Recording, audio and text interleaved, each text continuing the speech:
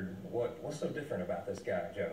Why does he stand out the way that he does? And he wanted people to know the life that he lived was all about helping people know Jesus.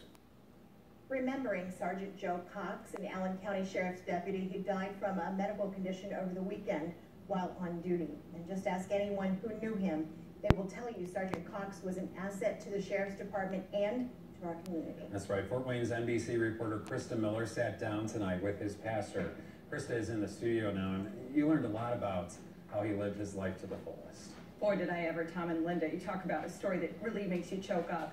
What Pastor Kevin Rivers tells me today is about the man he was, the husband, the father, the grandfather, and specifically the Christian Sergeant Joe Cox really was. The way he lived his life was for a reason, and that one reason was just to help people know Jesus. Pastor Kevin Rivers with Black Hawk Ministries tells me people like Sergeant Joe Cox, his wife Diana, and their family make his job easy. Shortly after I came here to Black Hawk, we did a series simply called New, and we were talking about how God desires to do something new in your life. And as we went through that, we really featured a lot of stories, and so a whole service was really built around Joe and Diana Cox and their story. A story that will live on even after Sergeant Cox's death. Joe and I were doing some non-dating things together, like going to Lowe's, buying suits. He needed some new suits. And there was a particular time that I was disappointed about not being able to see him or something, and I was totally surprised myself that I was feeling that way. And these videos, now posted on Black Hawk Ministries' Facebook page, which Pastor Rivers has given us permission to use, show how Sergeant Cox and Diana overcame adversity, each having lost a spouse, to eventually be brought together by their faith in God. So, yeah, so I had 4 kids.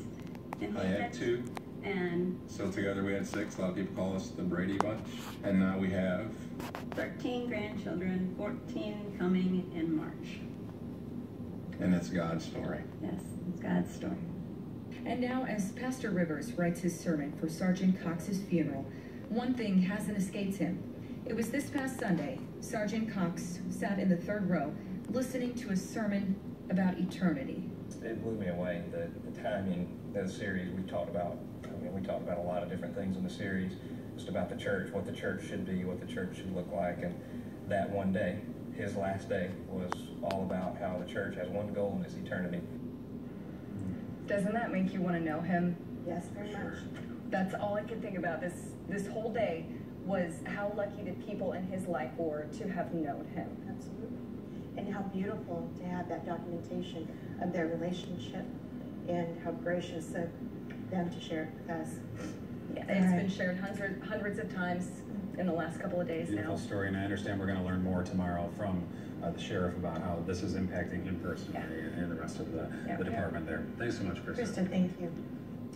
Well, the identities of the victims in a double shooting on Jason Drive in Fort Wayne from this past weekend are now known.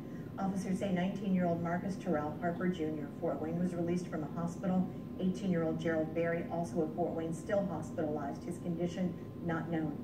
Police say a man called dispatch Saturday night saying he'd been shot in the head and robbed, and when officers arrived